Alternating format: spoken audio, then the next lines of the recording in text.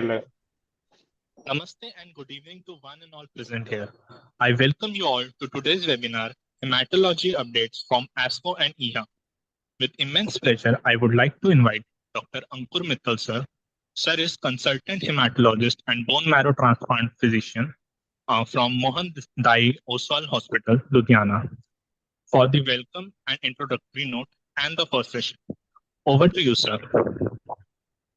Good evening, everybody, and thank you, the team, for inviting me for the today's session. So I welcome my all delegates and my all speakers. We meet again today on the day 2 of our session, and we are discussing the hematology updates from ASCO and EHA.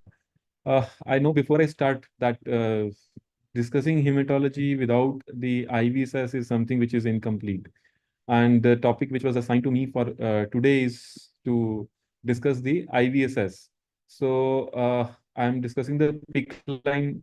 This session is sponsored by the BARD, and I'm discussing how the PIC lines and how we can have the IVSS for our patients, those who are on chemotherapy, either for hematological or non-hematological disorders. So can I share my screen? Sure, sir.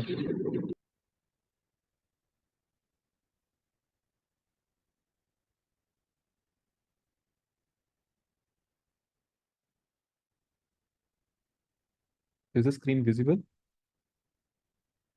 Yes, sir, it is visible. Okay, so what I'm going to discuss today is peripherally inserted central venous catheter fight with the cancer. So we all know that as the science has advanced, as the techniques has advanced, we have many things in line, which has made the medical science, which has made the treatment for our patients and for our life is easy. And at the same time, it makes the life easy for our technical staffs and the doctors too. So with the discovery of Schoolters, with the additional of IVSS and latest techniques, we have the medication managements and therapeutic managements with the more and more latest techniques we have. So the BARD is the one which have a close collaboration with the BD and the BARD. So they have a close collaboration with the Care Fusion, which provides the healthcare profession efficacy, automation, and information. So the growths and the innovation ideas which they have in 2011 and 13, and in 2018, the BD and the BARD, they come close together for the IVSS. So if I talk about the vascular care and the maintenance, we all know that whenever we need to have any IVSS or any treatment, what we need to look for? We need to look for the IVSS. For that, we need to select the right vascular site from where we can put the prick. So we need to assess the patient for PICC or CBC or the ports. Then we need to prepare it. We need to have some and skin antiseptics by which we can clean the area. Then we need to secure the IV line by the either the cannulas or whatever the instruments provided with it. And then we need to connect the needle free conclave or the infusion device system into it, and then the medicines can be infused. At the same time, we need to maintain the IV cells, so by either by the IV dressing or continuous IV flushing and this. So if I talk about the background, so the background for the today's meeting, I'm discussing the venous access in critical for ALL cancer patients. Both chemoport and the PIC ports have a place in the management, and irrespective of the individual preference, some patients are best suited for one or not the other. So the objective is understanding the global guidelines related to the PIC, understanding the Indian practice, understanding and resolving the barrier, and towards the consensus guidelines for the PIC use. So although the venous access may seem minor, it can dramatically affect the patient's ability to receive the appropriate treatment. So do we need an Indian algorithm on how to use the PIC in our cancer patients? Yes, because the awareness is still lacking in the Indian scenario, why we need the IVSS or not. We are not making the full use of the trained opportunities and the material. We have a casual approach in leading to significant complications, which leads to this. And the dedicated venous SS team has to be strengthened. And several unique Indian experiences has led to unique solutions. So in India, still the awareness is not there. We are not making the opportunities which are available, and we have a casual approach to the IVSS. So if we talk about the global guidelines. So the lack of venous access may prevent the continuum of the chemotherapy for our patients. And it has been seen that about 70% patients who are receiving the irritant vesicants chemotherapy, can experience phlebitis, and 22% patients receiving irritant vesicant chemotherapy do experience the extravacation. And this is effect comes as a surprise to most of the oncologists. The extravacation sometimes is a nightmare for us, that how we are going to deal with all these things. So what are the various ways, what are the various lines which we have? We have the peripheral IV cannula or ultrasound guided peripheral IV cannula. We all know that it works only for the 5 days, not more than that. Generally, the patient has phlebitis. The midline catheter or the acute central venous catheters can be taken, but it is for the critically ill patients. For the central cancer patients, we have PIC port, we have tunnel catheters or the port with us. So if I talk about for how long we can keep this, so the red is a neutral and the green is the appropriate timings for which we can keep. And if I talk about pig and the tunnel catheter, they can be kept more than 30 days, and the port can be kept more than 30 days. And you can see if we require 30 days of treatment, I think port is not wiser option to be given, because the patient has to undergo a procedural or surgical procedure to get the port insert. So if we have the frequent phlebotomies, then again the same thing. So the PIC is recommended for the vesicant and irritant. The PIC recommends from day 1 to long-term therapy. The PIC recommends for the patients requiring frequent phlebotomies. And for long-term usage, all three are possible. Select on the base-to-base patient. So what are the Indian scenarios we have? How we approach our patients? So we need to talk about what are the type of chemotherapies which we are giving. We are expected duration of the treatment and the indwelling venous assess, intensity of the dose, vascular integrity of the patients, patient appropriateness, and any other uh, matters which helps us to decide which thing has to be considered for the patient. If I talk about the what percentage of our patients receive the chemotherapy short infusions, less than 6 hours, less than 6 cycles, continues longer infusions like fluorouracil or IV maintenance up to 12 months, and continue chemotherapy plus infusional monoclonal antibody or immunotherapy. These are the chemotherapies which our patients receive. And if I talk about the type of the chemotherapy reagents, we have vesicants, we have irritants. So the vesicants like anthracyclines, vincrilides, and ethylating agents, which are the backbone of our chemotherapy regimens, and the irritants like mitoxantrone or acalbrucin, etoposide, the fluorouracil or fluoxetine, cisplatin, carboplatin, and others like paclitaxel, doxycycline, and bleomycin. We should consider the central venous access for all our vesicant and irritant drugs to avoid the vascular complication and preventing extravacation and thrombophlebitis. Avoid frequent pricks, phlebotomy samples, or repeated infusions can be done through these assess. I would say before giving any cycle of chemotherapy, we should plan our patients that those who require prick or those who don't require. Giving 2 or 3 cycles of chemotherapy and then planning for the central venous access is, I don't think so. It's a good idea. So we should counsel our patients for this. And once the peak, one peak may be one peak in patient and the treatment journey is there. So as per the ASCO guidelines, it can be kept for 12 months for IV therapy, but in MD Anderson, they keep ranges from 7 days to 34 months. And in NHS, few days to many years, and PIC line can stay in the arm for as long as 12 months in the other lines. But 4 international authorities have endorsed the use of PIC to 24 to 34 months. These are the various journals which have shown. This is the Journal of Vascular Access Devices. It has shown that it typically utilized for those therapies that have a duration of 2 weeks or more and have demonstrated the median indwelling time of 10 to 73 days. These catheters have been successfully used for extended periods of 100 days to greater than 300 days. And as a result of these extended indwelling times, the PIC can reduce the number of unscheduled nursing visits for venipuncture and thereby reduce the cost of therapy. So the most common use of PIC is for 10 to 73 days, but more than 300 days are also there. So if we talk about the global evidences, so this is the journal which peripherally inserted central catheter in non-hospitalized cancer patients, the 5 years results.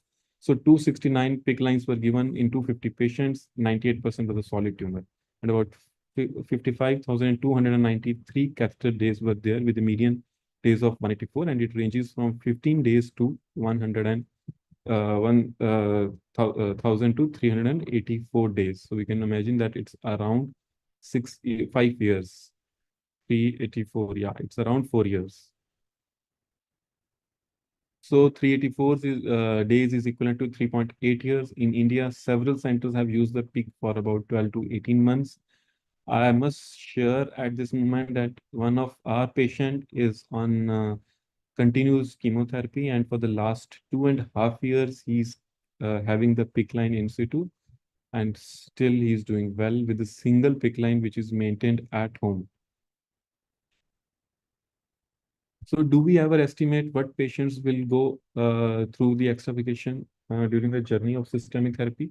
So it depends on the number of pricks, the line of therapy that the patients might get, like CL lung or ovarian. Patients invariably receive multiple lines of infusion chemotherapy. Remember, both PIC and the port can be used for the long-term therapy.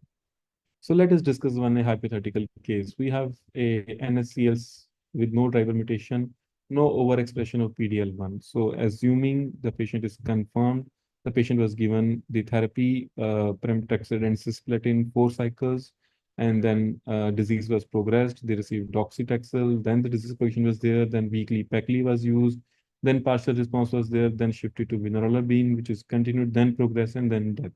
So 72 pricks in a year. So assuming one episode of febrile neutropenia, average blood sample during the treatment was 25 needles pricks. So yet we never think of using PIC in the patients with a CLN requiring continuous therapy, requiring chemotherapy. So this is the answer. So by this we can prevent this. So if I talk about the another case of CA ovary, so the patient is obese and venous status is compromised. So diagnosed, confirmed, treatment was given paclitaxel and bevacizumab. So extravacation after 2 cycles, hand changed, extravacation on second hand after 4 cycles. So disease progress, second line was planned, gem carbo, PIC line was inserted. So stable disease after 2 cycles, progressive disease after 4 cycles. Family insisted on treatment continuation. Third line was planned with lipodoxal. Again, partial response, 3 and 6 cycles were given, then Viva was started, 3 lines of chemotherapy. Venous status to be checked for every patient before starting the chemotherapy and before each cycle of infusion. So this is what we want to discuss, that in hematology, we have number of pricks are more, the blood sampling is more, the continuous therapies are there. So the pick is must, and the episodes of, even we have seen that the skin is a major barrier. And after having single prick, I think we are preventing some source of infections to the patient, because phlebitis is another source of fever, which can lead to the start of antibiotics in a febrile neutropenic patient. So if we talk about understanding the barrier, so the outcome, the cost comparison, the patient satisfaction during the long-term central venous access in cancer patients experience from a tertiary care center in South India. So the median catheter indwelling period for the peak was 59 days and for chemoport was 137 days. So the cost was less in group 1 and group 2, and the complications were also comparable, and they were less as compared to the one who are on IVSS. Those who have taken during the procedure, so the pneumothorax and malposition are the one which can be seen during the procedures, but in PICC lines, we have not seen anyone. Other complications like hematoma, pain, difficulty in insertion has been seen in the central venous access, not in the PICC line portfolio. Can nurses lead to the PICC insertion? Is it cost effective? This is a question which has been raised many a times, but the radiologist group has statistically significant increased a group for the nursing staff. So the having the nurses, the trained nursing staff can be the one which can help us to the insertion of PICC lines. So in our institution, the policy permits that the trained nurses can insert the PIC. The cost has been reduced by 60% and insertion rates are 91%. Complication is 3.8, which is comparable to the radiologist. In our hospital, me and my team are using the PIC line. So we have a trained person, the physician assistant with us, who is used to insert the PIC lines. So the European Society of Anesthesiology guidelines on the preoperative use of ultrasound-guided vascular access and the position paper, the ultrasound-guided venous access. So these are the one which recommends that the ultrasound guided for the placement and the long-term vascular access has been shown to significantly reduce the early mechanical complications. So ultrasound guided insertion reduces all complications like mechanical infection, thrombosis, and makes it cost effective. So using PIC in India, so there are many centers which are using ultrasound guided at these other centers, while the blind techniques has been used in various other centers. So what is the current status of PIC insertion and care at your center? Is that cause the leading to the high incidence of complication in the premature removal? So we have dedicated PIC team, which is preferred. Ultrasound guided PIC placement is preferred. Educating the patient and the caregiver, empowering them the proper care of the PIC, and training nurses with the help of BD team at our center or at the Center of Excellence. So if I need to answer all these four questions, I would say dedicated PIC team has been preferred in our center. Ultrasound peak placement is the program is there. We can have it if in case of any, if we examine the patient, we assess if the IBSS is not proper, so we go ahead with ultrasound guided.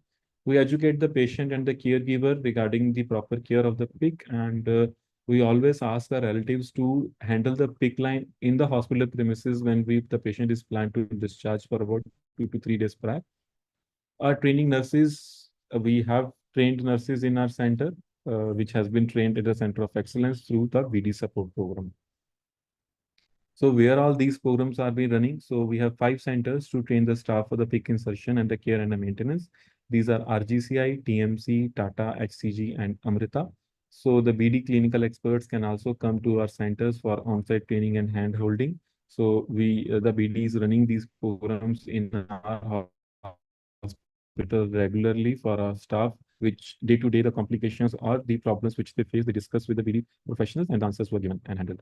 So if I talk about how many have been trained, so these are the numbers which are there. So there are n numbers of those trained staffs has been there, which the programs are running successfully over these centers, and the staffs are trained over there.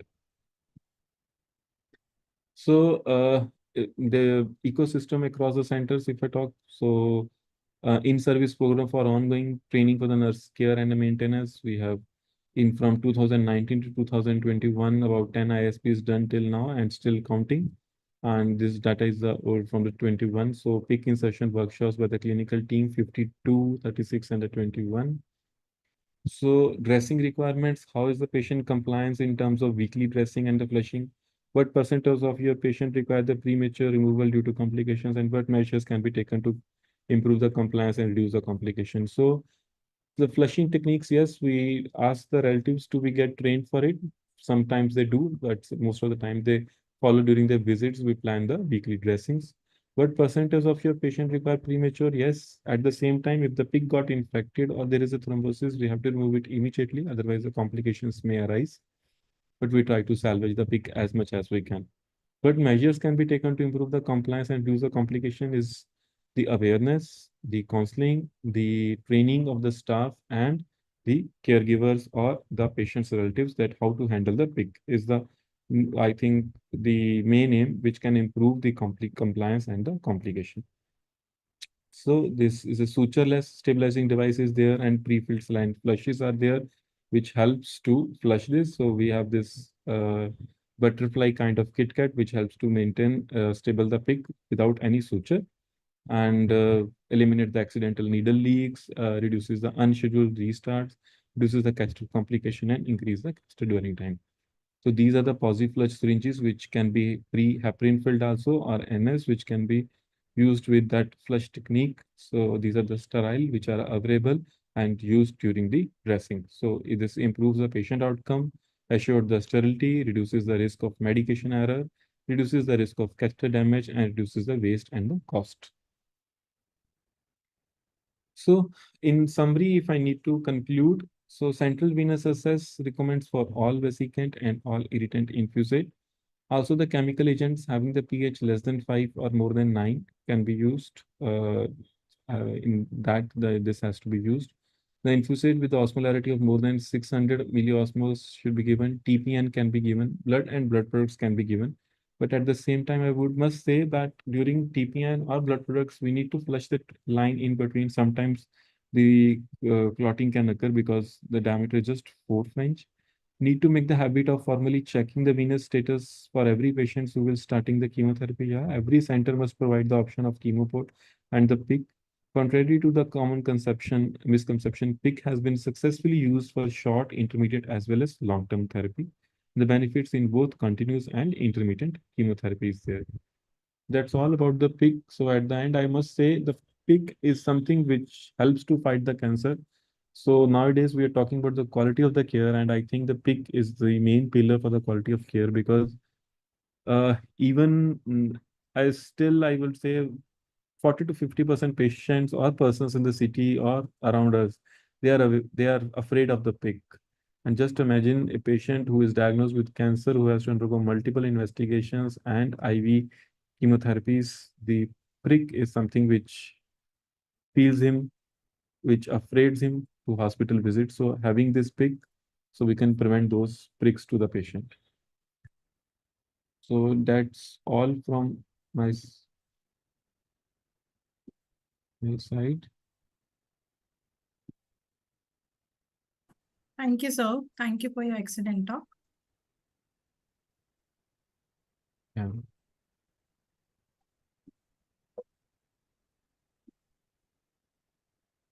So if there are any questionnaires are there, we can take because we still have 2, 3 minutes us with us, and otherwise we can switch to the next session.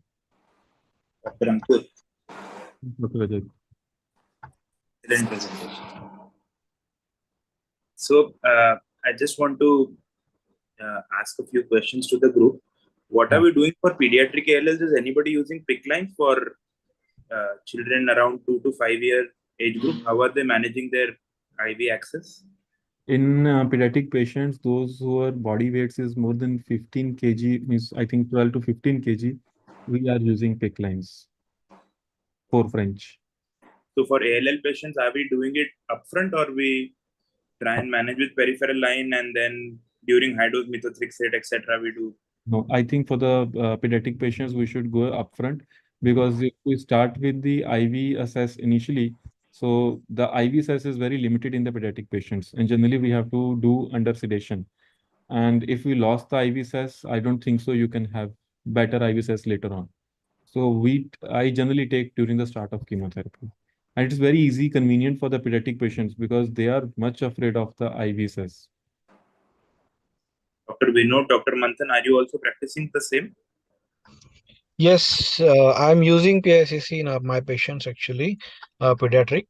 I prefer to start, put the line upfront only, but some patients are not willing and all. Then for those patients, we may go for high dose methotrexate basically. Okay. So I use PICC. It's very helpful for sample collection mainly. And We what are about using chemo in very small patients, less than 5 years. We are preferring to use chemo board of the dressing frequency and other pull-out issues which are there in the PICC and the Hickman. So we have been comfortable with that. your chemo board insertion is our entire induction budget? Oh, that's true. Yeah, yeah. It is costly. We have used Hickman in one of the AML. It's a Down syndrome with the AML. So we completed the whole therapy with that. I still remember the mother used to come with the line hand. She was handling the line with the bare hand. So we always used to scold her, why you are doing this? This we have this assess and we can't go ahead with the chemotherapy if we don't have this. But she was illiterate and we tried to counsel. Dr. Mukesh, what are you doing at your center for the pediatric patient? I think you are on mute.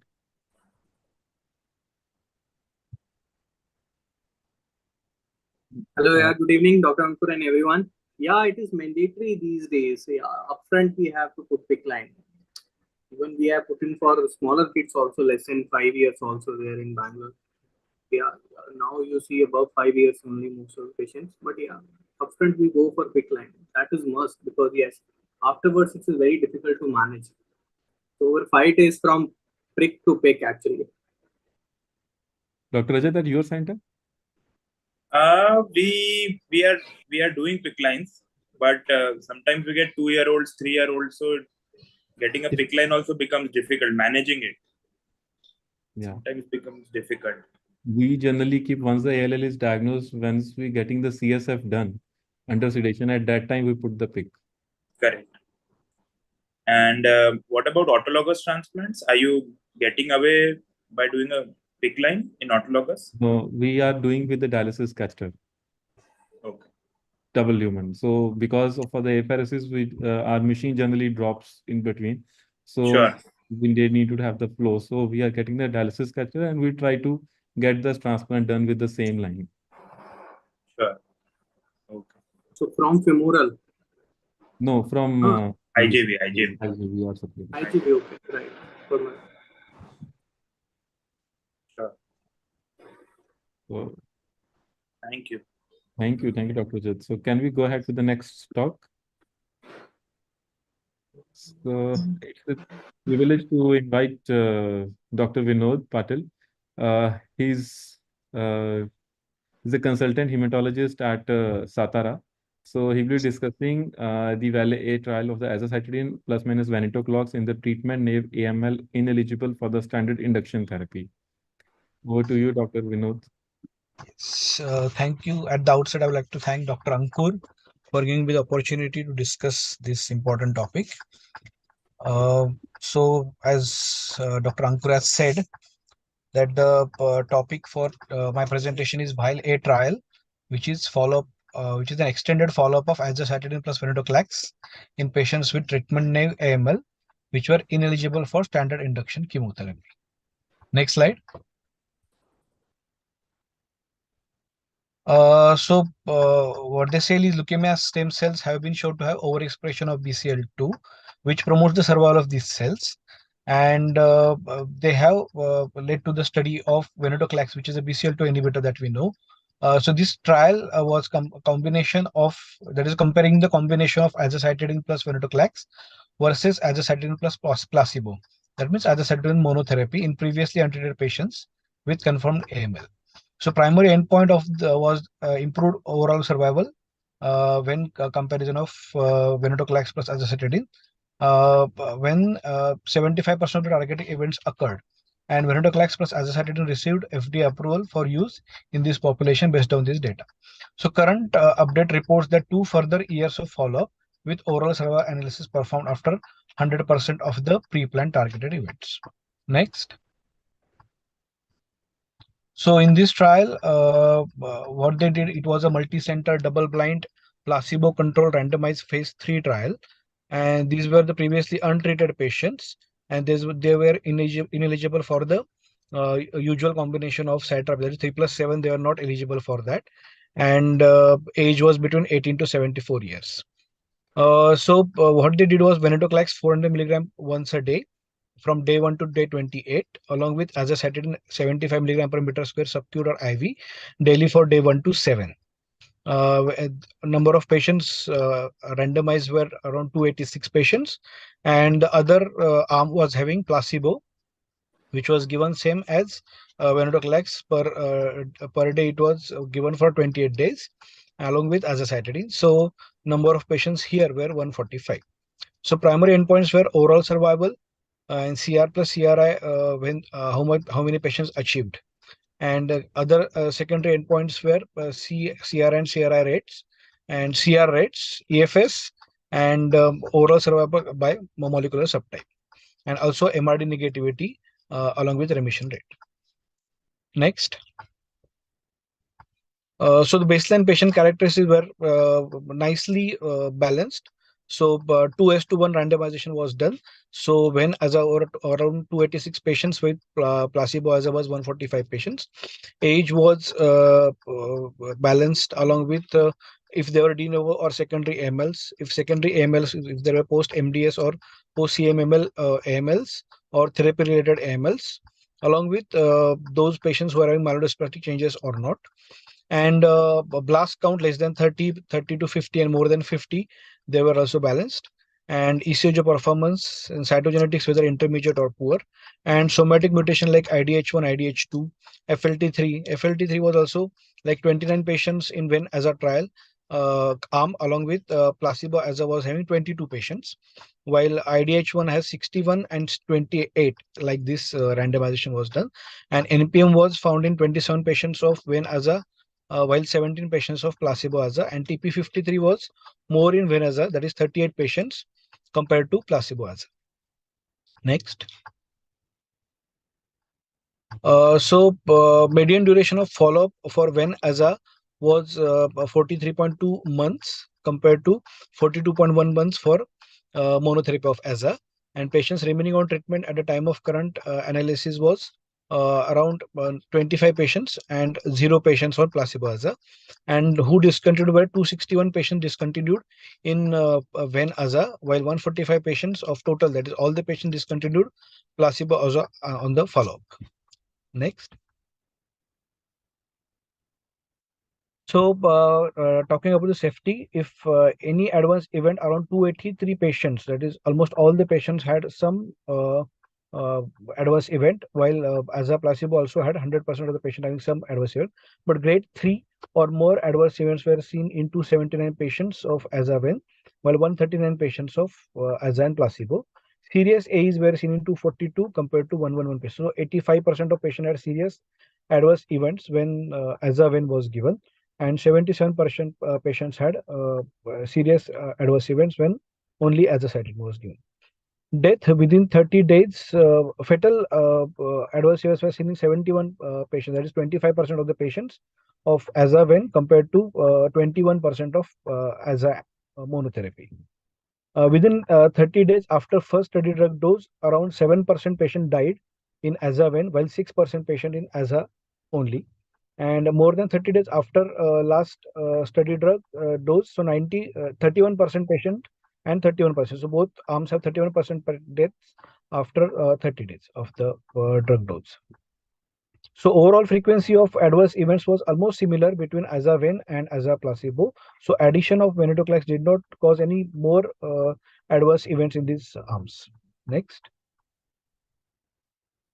So overall survival when we compared, so when all patients were compared, so when aza, so overall survival was 77%, while for when aza it was hazard ratio was 0.58, and for placebo and azacitidine monotherapy, the overall survival was 95%.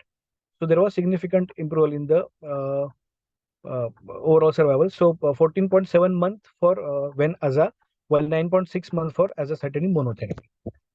And when they were randomized to their particular mutations, so IDH1 or IDH2 mutation patients, so when aza patients, so it was 19 months for when aza, and for monotherapy of aza it was 6 months. And when they compared for the CR/CRI rates or MRD less than 10⁻³ -3, it is for when aza it was 34 months, and for only aza it was 25 months. And for patients with CR/CRI with MRD more than 10⁻⁻3, so when aza the median overall survival was 18 months, and for aza monotherapy it was 15 months. So we can see that there was continuous OS benefit when aza was compared to azacitidine monotherapy in all analyzed subgroups. Next. So duration of response, so duration of CR and CRI, so when aza, so duration of response at 75% overall survival analysis, the median months of response was 17.5 months for when aza combination, and for azacitidine monotherapy it was 13.4 months. And when at 100% of the overall survival analysis, it was again extrapolated, it showed that 18.2 months for when aza and 10.7 months for azacitidine only. And duration of CR for when aza was at 75% it was 17.5 months, and at 100% it was 22.1 months, and for azacitidine was 13.3 and 13.4 months at 100% of the analysis. So even CR and CRI response was much better for when and aza combination compared to azacitidine only. Next. So what are the conclusions for this trial in patients with newly diagnosed AML ineligible for intensive chemotherapy? So when as a combination showed overall ongoing overall survival benefit compared to the azacitidine monotherapy, and hazard ratio was 0.58 and p-value was less than 0.01. And duration of CR and CRI in those receiving venetoclax plus azacitidine was longer than that of the patients receiving azacitidine monotherapy, and with increased it was increased with longer follow-up of these patients. And no new safety signals were observed with long-term follow-up. So overall conclusions are that combination of azacitidine and venetoclax is giving much more overall survival in all the subgroups, whether there is any particular cytogenetic abnormality or not. And CR rates are also much better with venetoclax plus azacitidine compared to azacitidine monotherapy. Next. Thank you. Thank you, Dr. Vinod. And I think you are traveling right now on the way. I'm in the car only, yeah. Yeah, I think so. Satara to Karad. Yeah, Karad to Satara actually. So we will not disturb you much because during the drive, I think you should No, drive yeah. and drive safely. Yes. So if any queries are there, we can ask Dr. Vinod. Otherwise, I think he may leave in between. So I wanted to ask about one PICC question actually, if it is possible now. Yeah. Anytime. Are we doing any antibiotic locks in your practice? If patient is having some infective etiology or sent culture and cultures are positive, so are you doing antibiotic locks or not? No, Or you are doing the line? no, I'm not doing the antibiotic blocks. So whenever the patient cultures are positive, we are sending the paired cultures at the time. So if the pick line culture is positive, we try to hold the pick line for 2 or 3 days and then we restart it. If again the patient has a fever spike, we remove the line. Otherwise, the Okay. ideal practice is to remove it. But in Indian scenario, as the financials are the constraint, we try to retain the line. But Anybody else doing any antibiotic locks or something like that? I think Yeah, there we was recent data which showed that antibiotic locks do not help. And Yeah. so what we are following is that there are some organisms where line removal is mandatory. Yeah. So for those organisms, we are removing it like staph, Klebsiella, Pseudomonas, Candida. For these organisms, we have to remove the line. So, but for other organisms, we try and salvage the line if possible. Yeah. But antibiotic locks, I think there was some recent data. I don't remember where it was. But initially, we used to do in Tata also. We used to do these Yeah, antibiotic. initially we used to do. Yeah. Yeah.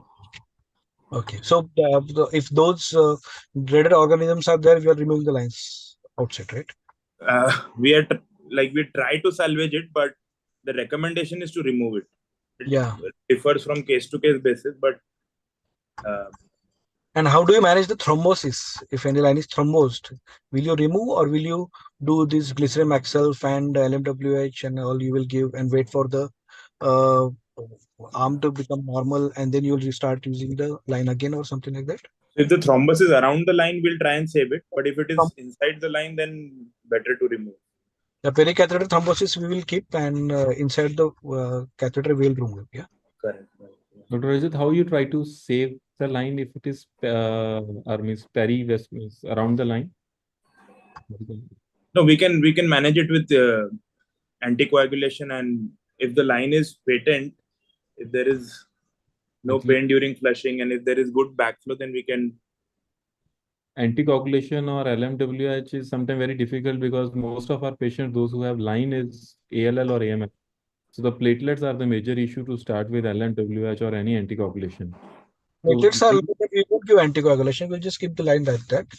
And we are doing glycerin maxillary dressings and all. Many of the patients, the edema reduces and pain reduces. Correct. The patient is having good platelet counts. We start with the anticoagulation to those patients. That's what we are. Correct. Yeah. and are you following it with the Doppler later on, like during the treatment, or and how long you continue with the anticoagulation? Is it 6 weeks or like 2, So 3 weeks?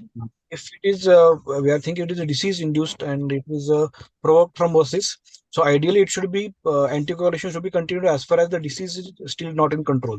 So once the disease is controlled, we can stop the anticoagulation. That's the dictum for hematological disorder. If there is underlying cause for that, any cancer basically.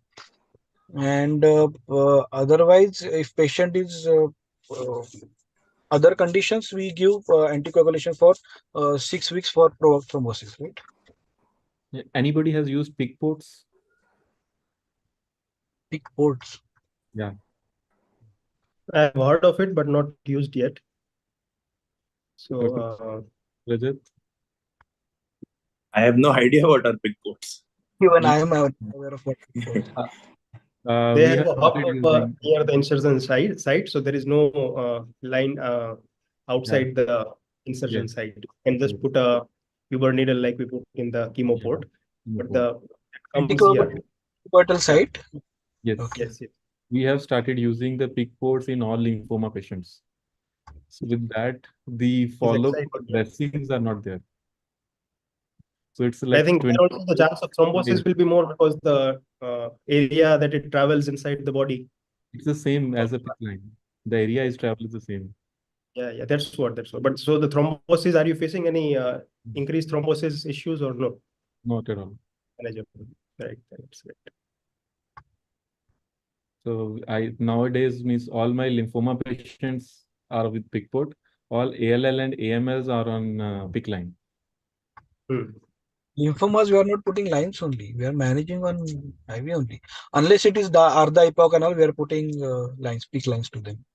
We Otherwise, ABVD and RCHOP, I'm giving the option to the families and the patients. If they consult, they are willing to go ahead, we put. because we are giving chemotherapy every 21 days or 28 days like that. So in between, That is why, I'm about that what they do at home basically. yeah, that is why we are planning ports for them, PIC port. Yeah. Okay. Okay. Do share your experience with us a little bit. Sure, definitely. So, Ankur, regarding- then, how do you manage with this like preference of chemo port versus PIC ports in these patients? Like, So are why patients able to manage? Still that actually line is there enough. I tell you means whenever we try to consult the patient for the port, so the port costing is around 20-25, and the surgeon used to ask another 20-25 for the procedure. So its whole treatment cost 50, which is comes around sometimes more than the 2 cycles of chemotherapy. So the PIC port, the cost is around 20. So we just as IV PIC line, ultrasound guided, we do it in the ICU, no OT, nothing. We just have, means on the upper side of the inner, means antecubital fossa, we prick it and then we tunneled it.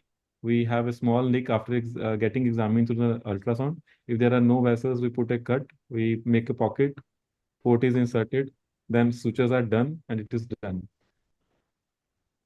So the cost is something which that is why we plan for the PIC port instead of chemo port. And secondly, when we are planning for the PIC lines, the patient has to visit us every week for the dressing because few of our patients are from far away, like 3-4 hours journey. So for them, we gave them the option, have PIC port, get the chemo done. After 7 days, they send us a report on phone or WhatsApp. If there is no fever, nothing, counts are okay, we ask them to follow us after 21 days. Yes, that's a good option. Yeah. So I wanted to ask one question to Dr. Vinod that in your practice, are you able to give venetoclax for the entire 28 days duration or?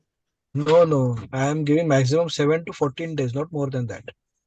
Right, because the cytopenias are really prolonged. In patients, actually, we get so much of cytopenias with azacitidine itself. So plus venetoclax and 28 days is impossible. We give 7 to 4 depending upon the tolerance of the patient. Initially, I don't add this venetoclax for 1 to 2 cycles. I first give azacitidine only. I will judge the patient how he's tolerating azacitidine itself, and once tolerating it better, then I will add venetoclax 7 days, 14 days, depending upon the tolerance of the patient. And for whatever duration you give, do you use antifungals like voriconazole or posaconazole with them, or you try to give the full dose? Along with that, voriconazole or posaconazole, that is what we are following basically. And no, that is voriconazole and posaconazole are mandatory along with venetoclax. That is there. Yes. What dose you start with and what is the maximum dose you go in this AML patients? It's 100 mg only. I don't increase or I don't give ramp up schedule or anything like that. It's plain 100 milligram that I continue. 100 from starting itself you start with Along with voriconazole or posaconazole 100 milligrams. Because patients are not affording only. We are giving those Bangladeshi and all venetoclax actually. Hardly any patient has taken the original venetoclax in my setup actually. So this Bangladeshi itself, they're not affording. So it's difficult for them to give 400. I think we are running late, so we can go ahead with the next talk. Otherwise, we all wait for dinner. And so Thank you, Dr. Ankur. Thank you for the opportunity. thank you. Thanks for coming. So not taking much time, going ahead to the next talk. So this is the emerging data on the MDS. So my colleague Dr. Manthan Kataria, he will be talking on this topic. So he's a consultant hematologist at Apollo Cancer Center, Ahmedabad. Over to you, Dr. Manthan. Should I share the slides or team is going to share? As per your convenience. Let me share them.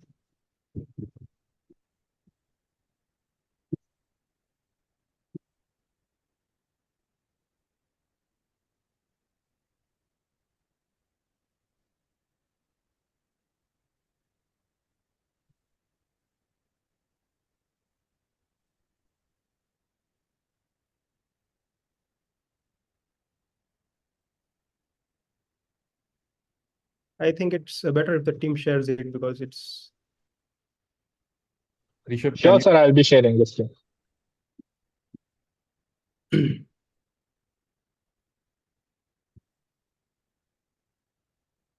Yeah. So now going towards MDS after talk on PICC and AML. Thank you, Dr. Ankur, for having this evening updates on ASCO and EHA. We also get some time to brush up our knowledge regarding all the. So next slide, please.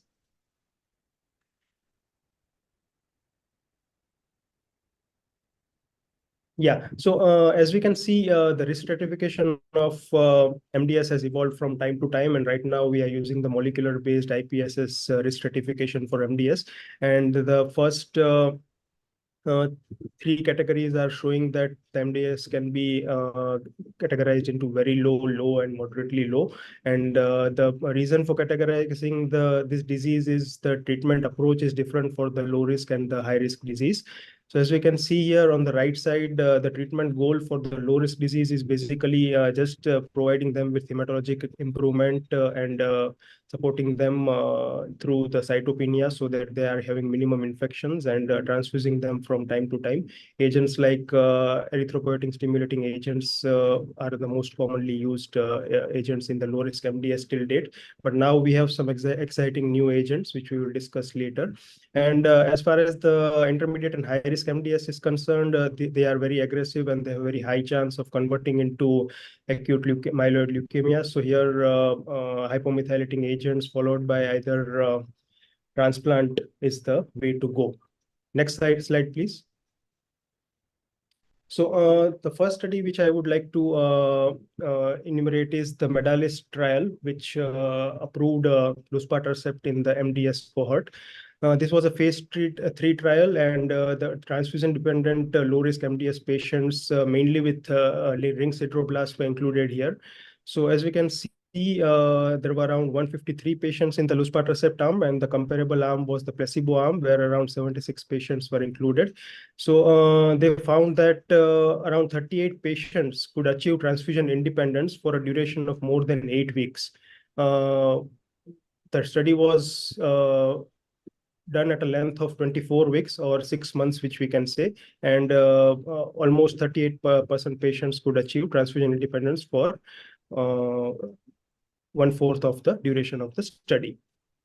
So, sorry, 1/3 of the duration of the study, and around 28% of the patients could achieve even longer transfusion independence for more than 12 weeks, and around 33% of the patients could remain transfusion independent for more than 12 weeks, while the study was extended to 1 year duration. The main patient population included here was very low risk MDS and intermediate risk MDS with ring sideroblasts, and those patients who were receiving regular RBC transfusions. There were definitely some side effects, and the striking side effects were right from fatigue, asthenia, back pain to some of the patients having nausea, headache, arthralgia, dyspnea, and bronchitis. We have also used this agent in our practice, mostly in the thalassemia patients, and we have found that some patients can have allergic reactions and sometimes causing angioedema too. So that is also one of the things that should be considered while giving the initial doses. Next slide, please. Yeah, so based on the FDA approval from the Medalist trial in 2020, the use of luspatercept was extended to patients in MDS who were not having response to erythropoietin stimulating agents. So, the patients who were naive to erythropoietin stimulating agents. The group in the Medalist study were those who were having no response to erythropoietin stimulating agents. So in command study, what they did was they started luspatercept at a dose of 1 mg per kg subcutaneous every 3 weekly. And this dose was flexible to escalation up to a dose of 1.75 mg per kg. Around 182 patients were included in the luspatercept arm, and the comparable arm was receiving the erythropoietin stimulating agents at a dose of 450 international units per kg once a week. So this study mainly included patients who were more than 18 years of age with a very low or intermediate risk MDS, those who were having less than 5% blasts, and those who are having EPO levels of less than 500, so that the comparator arm can be justified that they will most likely respond to erythropoietin stimulating agent, and it would be a fair comparison. And the patients who were receiving included were requiring significant RBC transfusions, that is 2 to 6 units per 8 weeks duration. And the performance status of these patients were around 0 to 2. So the primary endpoint here was to see that if the patients can achieve transfusion independence for more than equal to 12 weeks with concurrent mean HB rise of around 1.5 gram per deciliter from baseline. And this study was also again for a length of 6 months.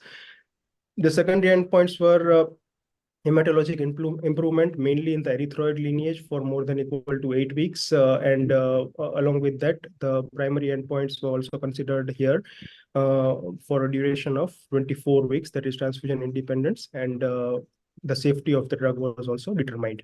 So here, the clinically meaningful responses could be achieved beyond primary endpoint, and the reduction in hemoglobin reduction in transfusion requirement and HB improvements were noted compared to the erythropoietin stimulating agent. Next slide, please. So here, as we can see, the comparator arms, the blue arm is showing the luspatercept effect, and the orange arm is showing the erythropoietin effect.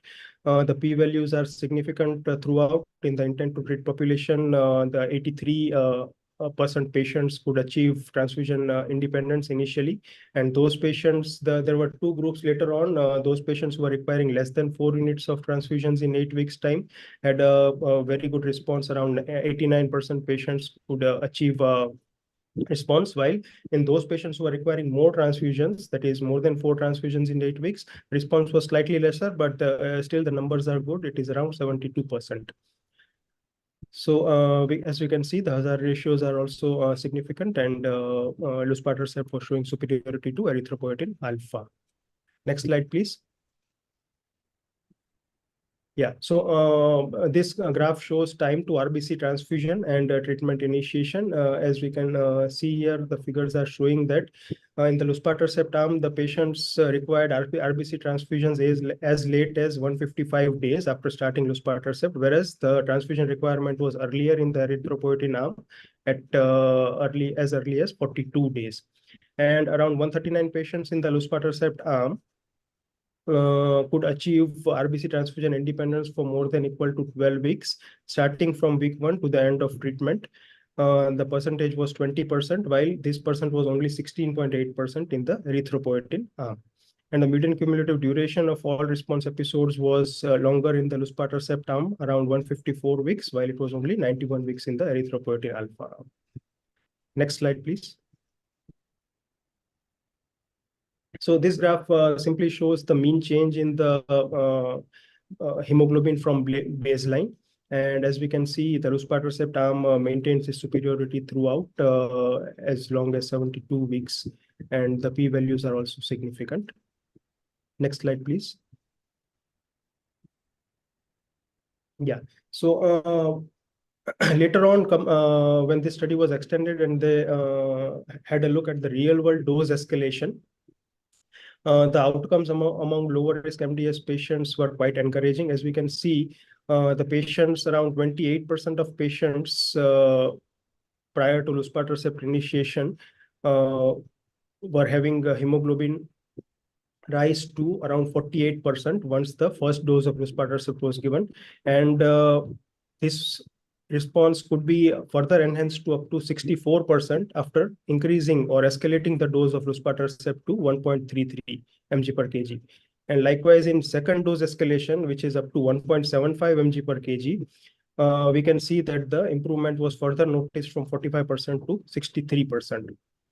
So this was significant, and in real practice also, they saw that dose escalations are required in mostly 80% of the patients of MDS to achieve a significant response. So this should be kept in mind that if the patient doesn't respond to the initial 1 mg per kg dose, they should be given benefit of dose escalation.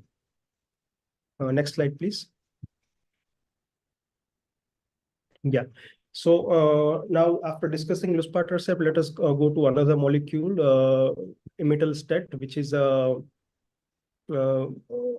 studied under the IMerge study, and it is a telomerase inhibitor. It was studied against the placebo arm.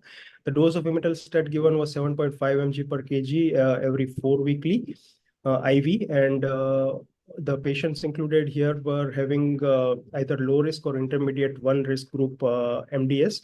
The patients who were relapsed refractory or having EPO levels more than 500, or those who were relapsed refractory to ESA were included here. RBC transfusion requirement, again, who are having more RBC transfusion requirement than 4 transfusions per 8 weeks were included, and those patients who are not having deletion 5q were included. So no prior lenalidomide or HMAs were given in this group. As we can see here, the primary endpoint again was to see the transfusion independence over 8 weeks duration, and secondary endpoints were to see a longer transfusion independence over 24 weeks and hematological improvement in the erythroid series and the safety of the drug. So subgroup analysis showed that the rate of RBC transfusion independence for imetelstat was superior compared to the placebo arm in the absence of platelet transfusion or myeloid growth factors. Next slide, please. Yeah. So as we can see from the graph, the imetelstat responders had a durable and sustained transfusion independence over time. The more than 8 weeks transfusion independence was noticed in around 40% of the patients, and if this duration was extended to 24 weeks, still 28% of the patients showed transfusion independence. And over 1 year, if we see the data, it is around still 18% of the patients remain transfusion independent, while these numbers were very minimal in the placebo group. So definitely the drug is showing a good response. Next slide, please. So yeah, duration to transfusion independence, if we can see, generally at 8 weeks, around 28% of the patients had achieved transfusion independence, and by 24 weeks, 23% of the patients had achieved transfusion independence, and by 1 year, around 17% had achieved transfusion independence, and the rise in hemoglobin was sustainably maintained above 1.5 gram per deciliter above the baseline. Next slide, please. So the one striking finding in this study was that the platelet transfusion and the myeloid growth factor use were also high in the imetelstat group. So that has to be kept in mind. It was around 18%. Around 18% of the patients required more than 1 platelet transfusions, and around 35% of patients required more than 1 myeloid factor growth factor dose. So this can cause initial drop in the platelets and the WBCs, which and the patients need support of platelet and platelet transfusions and growth factors. Yeah, next slide, please. So if you compare the overall survival, first graph shows the overall survival for the imetelstat and the placebo group in the intent to treat population. The graphs are very close to each other, which shows that the imetelstat was not decreasing the OS at any point of time. And the second graph is showing the comparison between imetelstat responders and the placebo non-responders. So here also there is a very minimal gap between the OS, but the imetelstat graphs are superior. So based on this, in June 2024, FDA has approved imetelstat for low to intermediate 1 risk group MDS, and this can be a new option for using in transfusion dependent MDS group. Next slide, please. Now coming to the agents which we have been using, the variants of them. Oral azacitidine, as we all know, is now available in Indian markets in the generic forms, and there has been some studies done for oral azacitidine in the low and intermediate risk group MDS. One of the major studies was the Estrion study. Here, what they did was they gave oral azacitidine in 2 doses. One was the 200 mg once a day dose for 14 days to 28 days, along with best supportive care, that is transfusions and growth factors and whatever is required. And the second group received oral azacitidine at a dose of 300 mg, which is the standard dose of oral azacitidine in AML, once a day for a duration of 14 to 28 days as per the tolerance. The number of patients were comparable, 24 in the 200 mg group, 23 in the 300 mg group. The patients included were more than 18 years of age, who are having more than one cytopenias in the form of anemia, thrombocytopenia, and neutropenia, and those who had not received any prior HMAs in the form of IV or subcutaneous dosages. The evaluation was done at 3, 6, and 12 months with a bone marrow aspirate and biopsy, and every 6 monthly thereafter. And if there was no evidence of MDS on most of the most recent bone marrow evaluation, biopsy required at the end of 6 cycles. The primary endpoints which were taken here were to see the adverse events at in less than equal to 6 cycles which the patients received, and to also see for the CR rates in the first 6 cycles. And the secondary endpoints were to see the best overall response, that is either CR, PR, or marrow CR, or any hematologic improvement. Next slide, please. So as we can see here, the comparison between 200 mg and 300 mg, the median transfusion duration was almost comparable in both the arms. Median times to transfusion initiated was also comparable, and the median duration of follow-up was also comparable in both the arms. Patients who required dose interruptions were more in 200 mg. This was a bit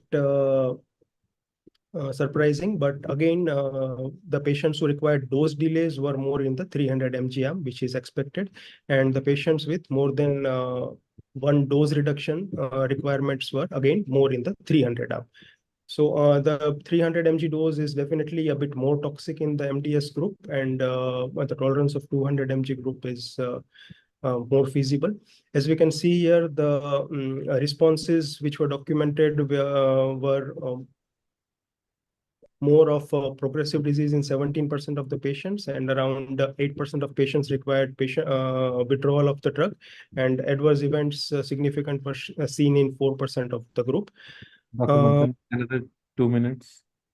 Another 2 minutes, yeah, okay. So oral azacitidine 300 mg, if we see, adverse events were more than 17%. So that was the striking difference. Next slide, please. So all the side effects were comparable, more so in the 300 mg arm. Next slide, please. As we can see here, the achievement of hematologic improvement within 6 cycles was also comparable in the 200 and 300 mg arm. So 200 mg is the dose to go. Next slide, please. Yeah, so now coming to magrolimab and azacitidine. Magrolimab is a CD47 antibody which had made a lot of noise in AML initially, and now in MDS. But as we can see here, the study was shelved because of the very poor outcomes, and there was even primary endpoints could not be met. So I will not discuss this further. Next slide, please. Then comes, this is the same study. Next slide, please.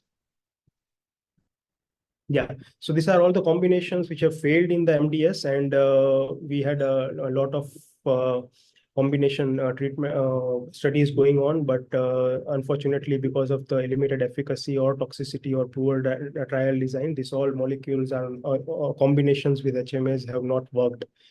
So next slide, please.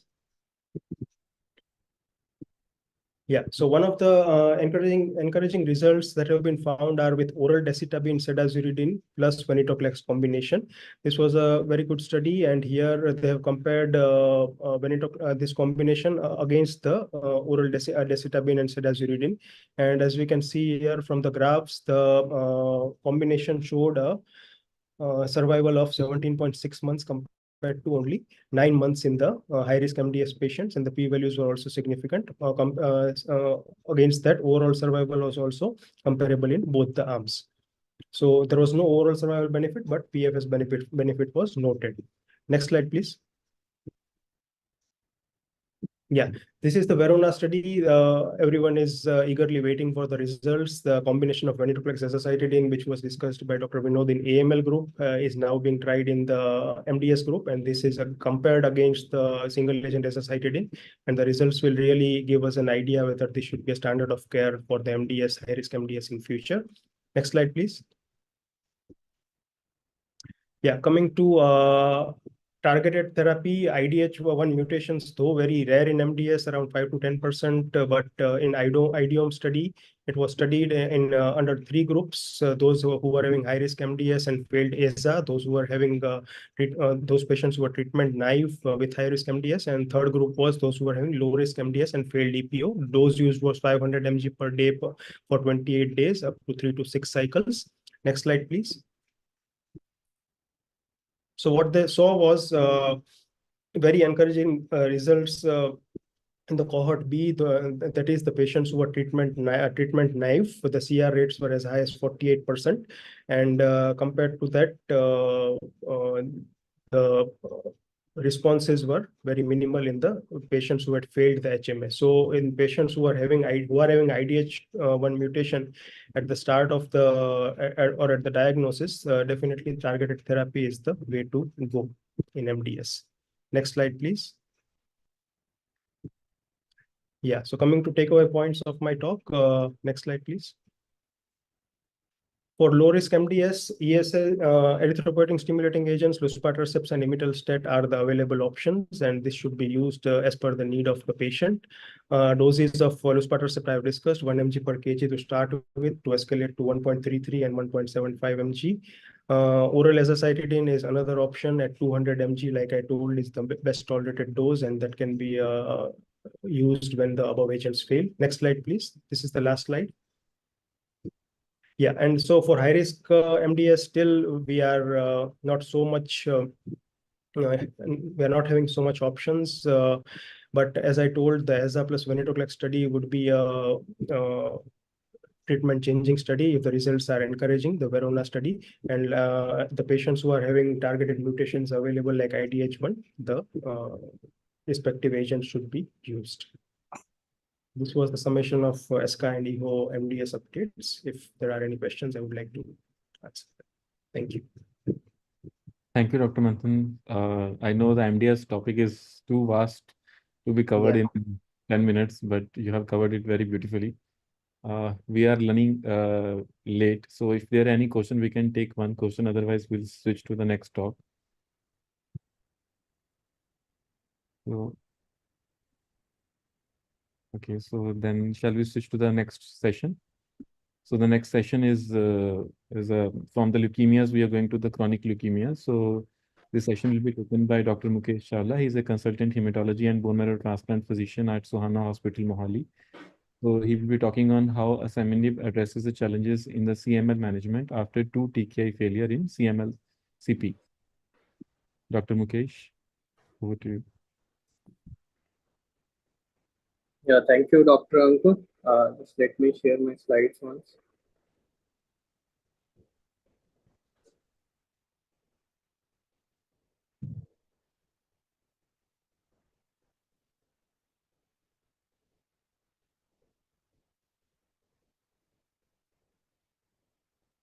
Can you see it? Yes, we can see. Yeah, so without wasting time, let's see targeting treatment gaps. So we now have a recent drug of asciminib which addresses the challenge in the CML management after 2 lines of failure with TKI in CML chronic phase. So this session is supported by Novartis. So welcome not treatment gaps after 2 lines of therapy, high failure rates in the later lines, TKI intolerance, reduced quality of life. So there will be a discussion for today's session. TKI cycling provides limited benefit. So asciminib has a unique mechanism of action that is a STAMP inhibitor. Effectiveness of STAMP, mechanism of action in achieving positive outcome for CML patients, and then final conclusions. So as we know, there is a significant unmet needs which remain in the later lines, especially after 2 lines of therapies, which is not being addressed by the TKIs. We know that failure rates with TKI remains high in almost second line in almost 50% of patients, and later lines around 75 to 80%. And there is a reduced overall survival of 50% or less at 5 years. And there is a poor sensitivity of TKIs is a key driver because of the off-target adverse events, which leads to negative impact on quality of life with persistent adverse events. And there is a limited sensitivity to remaining TKIs for efficacy benefit, resulting in poor durable responses. So high failure rates in the later lines, as we know that despite treatment progress, resistance can prevent patients from meeting their goals. So coming to the various definitions in the management of CM and CP, we know that there is a primary resistance where patient fail to meet the early milestones. And then is the acquired resistance where patient achieves some responses and there is a loss of response over time. And then there is a suboptimal response when it doesn't meet the milestones as we follow in the by the ELN guidelines. And there is a therapeutic responses of MMR and DMR. So response to TKI treatment serves as a marker for disease management. And optimal responses, patient is eligible eventually for the TFR also is a pipeline. So rate of treatment failures increases with increasing numbers of treatment. So failure rates of successive TKI is hypothelic. So it was in a hypothelic set of 100 patients with CML CP patients. As we know that imatinib, the first line treatment, almost I think some skipped here. So that data is not showing in that. So that in subsequent lines of therapy, there was increase in the failure of the in both imatinib and second generation TKI. With the subsequent therapies after second, third, the failure rates gradually increases. Sorry, I can't highlight the values here. So long-term efficacy decreases with successive treatments, as you can say, and this is one study in Brazil in 90 patients. So after second and third line of TKI treatment, so 5-year overall survival decreased from 82% to 77%, which had a significant p-value. So the subsequent TKI therapy leads to decrease in overall survival also. So coming to this mutational analysis, BCR-ABL1 kinase domain mutations contribute to acquired resistance to TKIs and limit subsequent treatment options. As we know, the TKIs binds to the ATP binding site of the BCR-ABL1. So there are specific mutations which acquire during the treatment of CML. So this was a mutational landscape of in 112 patients with CML after imatinib failure. So as you can see, patients who develop new mutations have fewer treatment options due to sensitivity to remaining TKIs. So during the course, they have found that a lot of new mutations are developed and some mutations are even lost also. And some mutations were persistent where there were clone emergence was there after subsequent TKI therapies. And of newly diagnosed patients with CML experiencing failure with the imatinib and against with the second generation TKI as a second or third line. So it was almost 24 patients out of 61 developed more than one new mutations, and around 11 patients lost more than one KD mutation with their second line TKI. And of 18 patients treated with third line TKI, 5 developed a new KD mutation and 4 lost a KD mutation. So it's an ongoing process. We need to know that many mutations are already present before the start of treatment also. Some new, once there is a failure of one line therapy, some new mutations or even the persistent mutation clone might emerge, and even there is a loss of some mutations also down the line in treatment. And other reason is of TKI failure is intolerance and reduced quality of life. So as we know that there are a lot of off-target effects of TKIs which can impact the drug safety. So as we know that protein kinases are involved in many diseases such as cancer and inflammation, and they're important targets for drug development. So most kinase inhibitors, most of these kinase have this ATP binding site, which is common to most of the tyrosine kinases, which allow the potential for cross reactivity. So as a result, it has a lot of off-target effects also. ATP competitive TKIs approved for CML therapy bind to these kinases in addition to their intended target site in hematological cells. They bind to at other places also, which leads to all these off-target effects. So this off-target binding can modulate unintended biological pathways and contribute to short and long-term safety profiles of TKIs. So this intolerance can prevent patients from meeting their goals. So treatment-related adverse events can lead to intolerance, specifically in further lines of treatment with TKI, which may lead to reduced quality of life, even treatment discontinuation also. So it could happen with even minor adverse events also, because on a longer follow-up, this can have a significant impact on the quality of life of the patient. And even at times when we have a side effects, we lead to reduction of the doses, and the suboptimal dosing can also lead to intolerance or resistance to the TKI. And non-adherence and switching therapies, that's the TKI cycling, also leads to all that TKI failure and intolerance. So intolerance is the main driver for treatment switching. This is a result of a real-world data of 795 patients in Quebec CML registry. The switching TKIs is mainly driven by the intolerance. So intolerance of the TKI was more than the resistance to TKI. As you can see, that the first switch, the ratio of intolerance to resistance was low, around 1.24. Around at the second switch, the intolerance was higher. This ratio intolerance to resistance was 3.13. And after the third switch, it was 2.5. So in the subsequent lines of therapy, the intolerance to and leading to discontinuation therapies were higher than the actually resistance to the TKIs. So rate of discontinuation due to adverse events with second generation TKI increases with successive numbers of treatment, and many patients continue to experience the same adverse events on the newer TKI also. And this overlapping pattern of TKI intolerance increases the challenges of patient care and minimum the success of sequential therapeutic strategies. So in addition to grade 3-5 toxicities, chronic low-grade toxicities, as discussed earlier, also can negatively impact the quality of life of the patient. So despite this, most of patients CML receiving lifelong treatment. Clinical trials have not followed patients for more than 5 or little 8 years. And quality of life has never been in the focus in these clinical trials, but rather an explorative objective later on. The quality of life can be also impacted by low and high grade adverse events, as we have discussed, and some of which may manifest or worsen over time. So even the low grade adverse events have led to the discontinuation of therapies, leading to intolerance.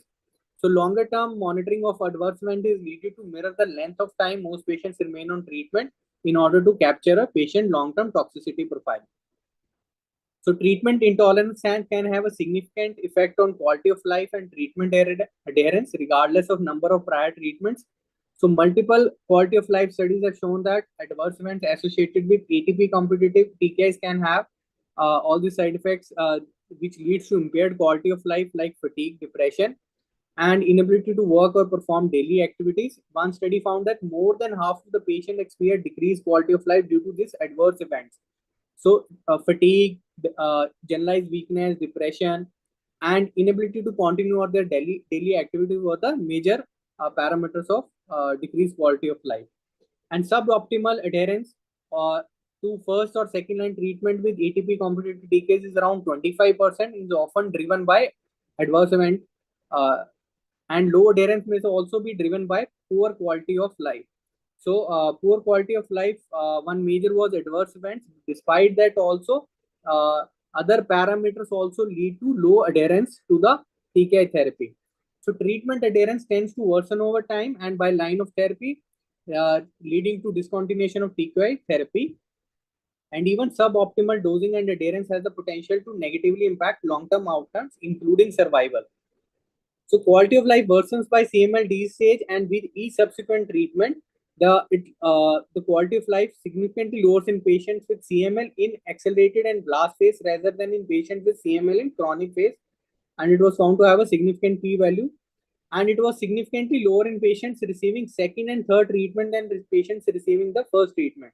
So as we have discussed, the subsequent lines of therapy, the quality of life was even lower than the first line of therapy. So as you can see, this different scorings are there.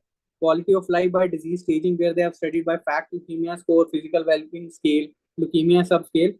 As you can see, depending upon disease stage, from the chronic phase to accelerated phase and blast phase, the quality of life was always better in the chronic phase than the accelerated phase and blast phase.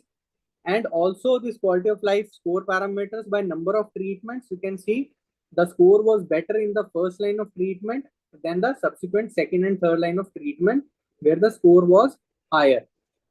So these results stress the importance of adherence to prevent disease progression to accelerated and blast phase. So as we know that our prime aim is to prevent the from chronic phase to accelerated phase or blast phase. So adherence is very important, and we know that. So from discussion from this, we know that because of the adversements and the other factors, there is a poor quality of life which may lead to discontinuation of the therapy. So TK cycling provides limited benefits. As shown by this graph also, treatment cycling due to resistance or intolerance is common and adversely impacts the survival in chronic phase. So this is a real world study of 795 patients from Canada. So they have taken both resistance versus intolerance.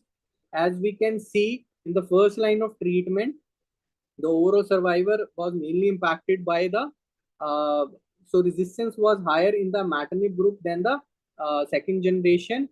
And with the subsequent line of therapies, so major discontinuation of therapy was due to intolerance, which led to the reduced quality of life. So it was not majorly the resistance, as you can see. Subsequent, it was the resistance pattern was less than the first line of treatment. It was mainly due to the intolerance or reduced quality of life, which led to the treatment TK cycling or discontinuation of the therapy. So this real world study also found that regardless of the cause, switching adversely impacts survival, and switching more than twice regardless of the cause is linked to decreased survival. And that was a statistically significant survival advantage in those patients require first or second line treatment with a p-value of 0.02. So summary, failure rates with TK remains high as we have discussed, by second line 50% and later lines by 75 to 80%, which leads to reduced overall survival by 50% or less at 5 years. And there is a poor specificity to TKs is a key driver because of the off-target adverse events, which leads to negative impact on quality of life. And there is a limited sensitivity to remaining TKs because of the cross-reactivity, leading to decreased efficacy benefit, resulting in poor durable responses. So now comes, because of all, now we have discussed all this unmet need is there. So this new drug has come, asciminib, which has a unique mechanism of action, that it is a STAMP inhibitor. So this is a molecule of BCR-ABL1. So asciminib, so as you can say, there is the previous TKs used to target this green. One is the ATP competitive site, ATP binding site where most of the TKs binds. And then this is a asciminib. It is the first approved BCR-ABL inhibitor that does not work by the ATP binding site. It specifically targets another site near to the ATP binding site, which is ABL myristoyl pocket, that is STAMP, for the treatment of CML. So coming to asciminib, it is the first and only approved BCR inhibitor that works by STAMP. So as you can see, this is a normal condition. So this is a molecule of BCR-ABL1, where we have ATP site and this myristoyl pocket. And in CML, there is a constitutive activation of the BCR-ABL1 with the loss of N-terminus. And most of the TKs work by binding to the ATP binding site, as you can see. However, this in CML with asciminib, there is inactivity of this because the asciminib targets this myristoyl pocket, which inhibits the BCR-ABL activity. So asciminib binds to a different site than the ATP competitive TKIs. As we have discussed, it binds to the myristoyl pocket. So what are the differences between two? Asciminib binds to the myristoyl pocket in the kinase domain itself, and ATP competitive TKIs bind to the ATP binding site. Asciminib binds in a non-ATP competitive manner. However, this all TKIs bind in a ATP competitive manner where there is a cross-reactivity also. Asciminib binds to BCR-ABL in the presence of ATP competitive TKIs also. So it works in the presence of TKIs also, and maintains activity against BCR-ABL1 with resistance mutations also, as we'll see subsequently, as it works in like T315I mutations. However, ATP competitive TKIs, as we know, are not affecting against many ATP site mutations. So because of its unique mechanism of action, asciminib binds specifically to ABL1. Similar binding sites are found in limited, as we saw previously, this ATP binding sites of tyrosine kinase are present in other sites also. However, this myristoyl pocket is not present in other or very limited number of kinases. So as a result, the off-target adverse events are seen very rarely, unlike the ATP binding site, which is mostly conserved in among the other places of kinases also. So no substantial activity was seen on panel assessing transformation of 335 wild type of kinases with asciminib concentration less than this, and it selectively inhibited proliferation of cells by BCR-ABL1. As you can see from this graph, it was specifically in the hematopoietic, specific inhibition in the hematopoietic and lymphoid tissue, even at lower concentrations, which is not seen in the ATP binding TKIs. Asciminib has a non-overlapping mutation-driven resistance profile as compared to ATP competitive TKIs. So as we see that there are a lot of mutations which happen in ATP site and even in this myristoyl site mutations, but these mutations are not overlapping. As you can see, both have a different kind of mutations. So this non-overlapping mutation help in treatment of many CML patients where we find challenges, especially in this T359 mutation. So this asciminib maintains activity against this ATP site resistant mutation, especially 359 mutation, even at low concentration, although with reduced activity. So now coming to this novel mechanism of action and specificity, as we know that it works as a stamp and has no off-target TKI side effects as seen with other TKIs, and binding to this myristoyl pocket underlines the specificity of asciminib for ABL1. And it has a non-overlapping mutation-driven resistance profile with competitive ATP competitive TKIs and maintains activity against this BCR-ABL1 with some of the resistant mutations in ATP binding site. So now we can see asciminib has the potential to address the unmet needs in the CML that are not being addressed by the ATP competitive TKIs, as it is the first and only inhibitor that works by STAMP, and binding to the myristoyl pocket, it underlines the specificity of asciminib for ABL1. So now coming to this trial, where is the effectiveness of the STAMP mechanism of action in achieving positive outcome for 2+ line CML patients. So this was a trial assembled which is an ongoing phase 3 trial of asciminib versus bosutinib in patients with CML chronic phase who have been treated with more than 2 lines of TKI. So this was data cutoff for end of study treatment analysis till March 2022 and 23. Median duration of follow-up was 3.7 years. So inclusion criteria was adults with the CML-CP who have been treated with 2 or more lines of TKI, failure or intolerance to most of the recent TKIs, patients with intolerance most recent TKI and a BCR-ABL more than 0.1%, and no these 2 mutations, especially 359 mutation. And they were randomized in the ratio of 2:1 in 2 groups. First group received asciminib 40 mg BD with the number of 157 and bosutinib 500 milligram once a daily with the number of 76 and survival follow-up. So the different endpoints were there: 48 weeks and then 98 weeks and end of study treatment also, because there was switchover from few patients from bosutinib who lacked the meeting of KC in bosutinib group and switch over to asciminib, and minimum survival was followed for 48 weeks in that group also. And the patients were followed whichever was longer unless patient had discontinued treatment earlier. So this was the patient demographics. Median age was comparable around 52 years. Females were also little around 47% in the first group and around 60% in the bosutinib group. And number of TKI therapies almost comparable in the 2 groups, depending upon the number of subsequent TKI lines also. And patient with BCR-ABL mutations were also comparable in the 2 groups. So sorry, the graph is missing here, but we can see.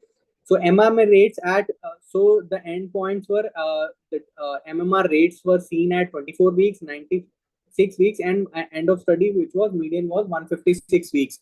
So the primary endpoint was at 24 weeks. As you can see, there was a difference of 12.2. So higher one is with the asciminib and the lower one with the bosutinib. And at 96, it was an improvement by 21.7%. And at the end of study, it was around 23.2% improvement in number of patients in asciminib than this bosutinib group. And MMR rate at 156 continued to be higher with the asciminib than bosutinib, which was consistent, as we can see, that 24 and 96 also. So again, deep molecular responses. I'm sorry, this is not showing here graphs. MR4 and 4.5 were also there, which was significantly higher in asciminib group than the bosutinib group in different subsequent lines of therapy also at the different intervals. So this was most frequent all-grade adverse events in more than 20% of patients in any arm. So thrombocytopenia was little higher in the asciminib group. However, neutropenia was comparable. Dr. Mukesh, another 2 minutes to compile. Yeah, right. And bosutinib, the GI side effects and the liver function test was higher in the bosutinib group. So mildly high this incidence of thrombocytopenia. Otherwise, all the side effects were less in the bosutinib group. So regardless of the longer duration of exposure, safety and tolerability, asciminib remained consistent at even all week 96 also, and continue to be better than the bosutinib. Skipping that. So efficacy wise, again, it was better efficacy and safety wise from the sample study. It was found to be better than the bosutinib, and all grade events were reported around 91% as compared to 97% in the bosutinib group, and fewer patients in the asciminib arm, 8.3 against the 27.6 experience adverse events, which led to discontinuation. However, there were no new or worsening safety findings by the end of study. So coming to the summary, with nearly 4 years of follow-up, asciminib continued to demonstrate superior efficacy as compared to bosutinib in patients of CML-CP previously treated with 2 or more lines of TKIs, and it demonstrated a strong safety profile with no or new worsening safety signals identified since the primary analysis, set for mild higher risk of thrombocytopenia. And these adverse events remained stable and did not increase with the longer exposure, and results in the switch population support the use of. Even they have studied the switch from few patients from bosutinib to asciminib, and they have found that switch in the treatment paradigm results in the better responses, and even in patients who had a delayed treatment and heavy pre-treatment and at the higher BCR-ABL1 at baseline, even those groups had a better responses with the asciminib. And results continue to strongly support asciminib as a therapy of choice when compared with the bosutinib after 2 or more lines of prior TKI therapy. And more patients tend to remain on treatment, achieve their treatment goals without needing to switch to further therapies. So that's it. As we can see, higher the treatment responses, it is better to switch to another mechanism of tyrokinase inhibition, except and we have now this drug where we can use it rather than trying to switch to another TKIs. And it effectively works in other mutations also, because it has a non-overlapping mutation profile from the TKIs. What is there? That's it. Thank you. Thank you, Dr. Mukesh, for the wonderful talk on asciminib. As we are running late, so we are switching to the next topic. So I hereby welcome Dr. Rajat Bajaj. He will be talking on overview of management of graft versus host disease. So he's a consultant hematologist and hemato-oncologist and bone marrow transplant physician at HCG Nagpur. So if there is any questions or anything else, so Dr. Rajat, if you want to ask Dr. Mukesh or anyone before we go on to the next session. Yeah. So can we share the slides, please? Sure, sir.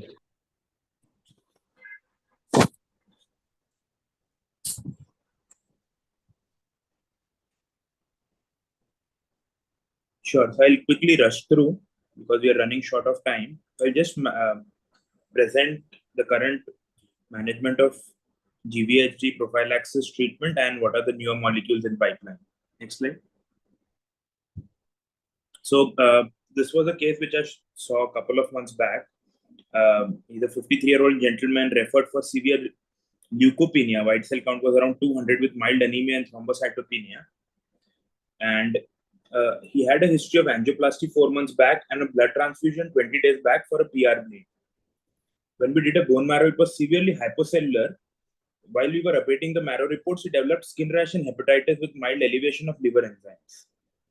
When we took a detailed history, we were told that he was transfused from his son, and we started him on steroids, but unfortunately he developed liver failure, went into hepatic NCAF, septic shock, and succumbed. This was a case of transfusion-associated GVHD.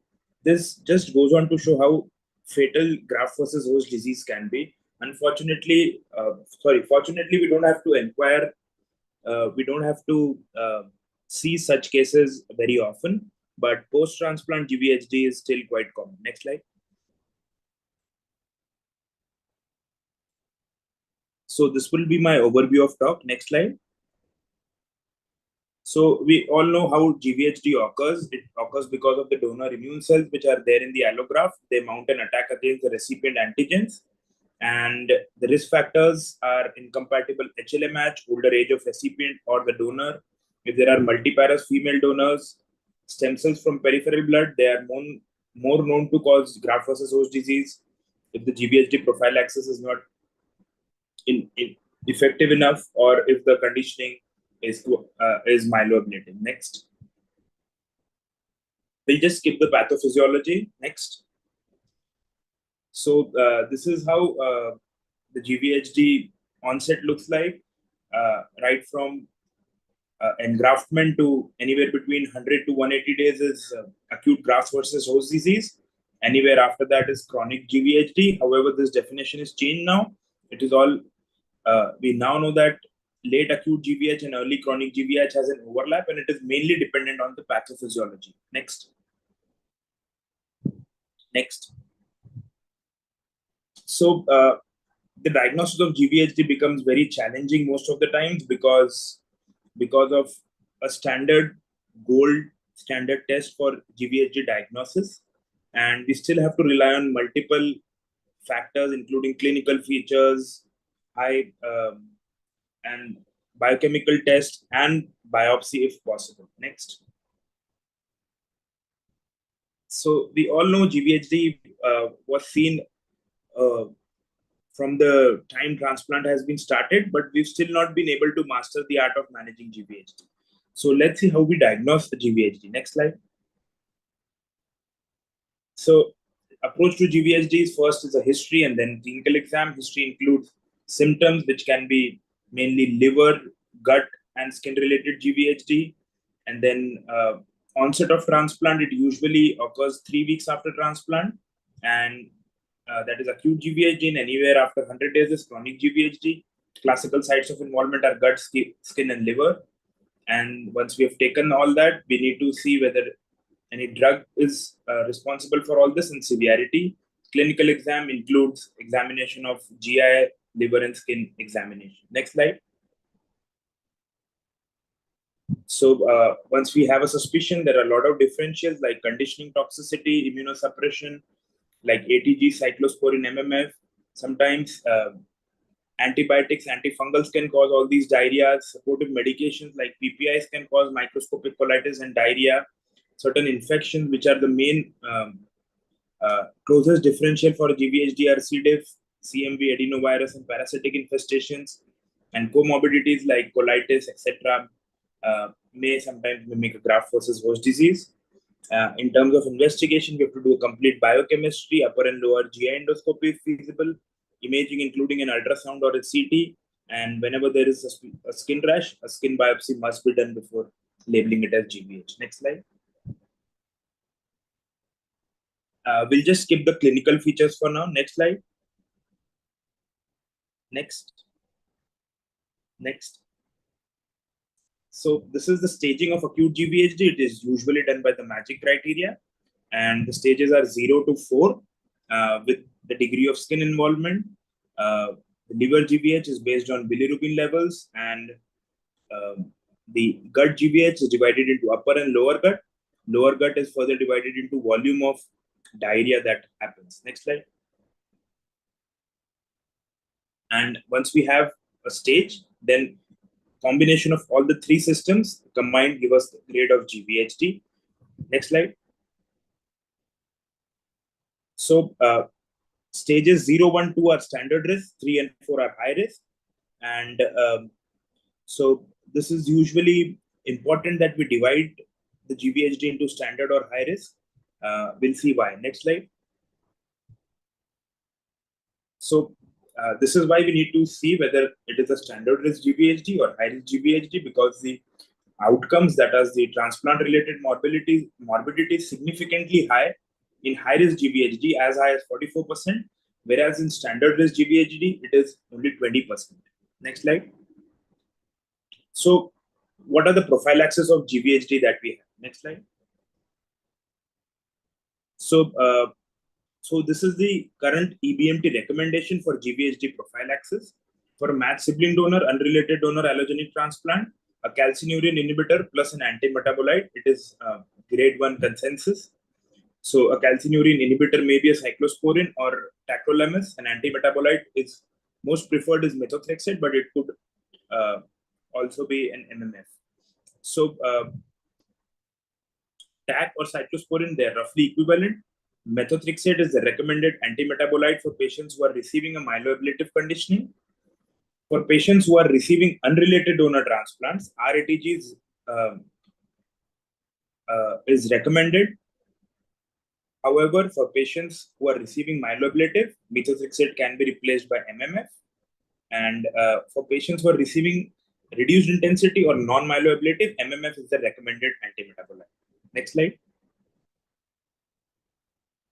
So why do we need to have a prophylaxis? Because we don't want any GVHD, and that is because we've seen that patients who have active GVHD have got very high transplant-related mortality, and the overall survival is significantly different in patients who have and who don't have GVHD. Next slide. And so these are the newer molecules which are under investigation. So if you see the column in yellow, that is for reduced intensity transplants. So for reduced intensity transplants, we've got post PTCy, which is the standard of care in haploidentical transplant. So this is a phase 3 study which is comparing PTCy TAC MMF versus TAC methotrexate, and we can see that the rate of acute graft versus host disease grade 3-4 is 6.3 versus 15%, and GRFS, which is GVHD free survival, is 52% as compared to 35% in the TAC MT exam. Likewise, there is another study which is PTCy cyclosporin as compared to cyclosporin MMF, which also has a GVHD rate of 6% versus 16%. Vedolizumab is a alpha-3 beta-4 integrin inhibitor, which is specifically used for gut GVHD, and it has been combined with cyclosporin and methotrexate for unrelated donor transplants. And we can see lower gut GVHD free survival is 85% as compared to 70%. Sirolimus is an mTOR inhibitor which has also been combined with MMF and cyclosporin, and we can see the overall survival is 86 versus 70%. For myeloablative conditioning, abatacept is coming in a big way. For unrelated donor transplants, abatacept, cyclosporin, methotrexate versus cyclosporin, methotrexate, we can see that the acute GVHD rate is as low as 6.8 as compared to 15%. Next slide. CD34 selected T cell depletion is gaining popularity. However, as a standard recommendation, the landmark trial was BMT CTN 1301. These patients had inferior overall survival because of higher NRM secondary to infections and organ failure. So this is not the standard of care for routine sibling donor and unrelated donor transplants. However, it can be tried for patients for benign disorders where we do not want any GVHD at all. Next slide. So these are the early trials for acute GVHD prophylaxis that we saw. So the upcoming molecules are PTCy for GVHD prophylaxis in sibling donor and unrelated donor transplants as well. Ruxolitinib, which has also been tried, but specifically it has shown advantage only in myelofibrosis. ORCA-T, ORCA-Q, these are re-engineered cells which have also been tried for GVHD prophylaxis. Next slide. So how do we treat GVHD? Next slide.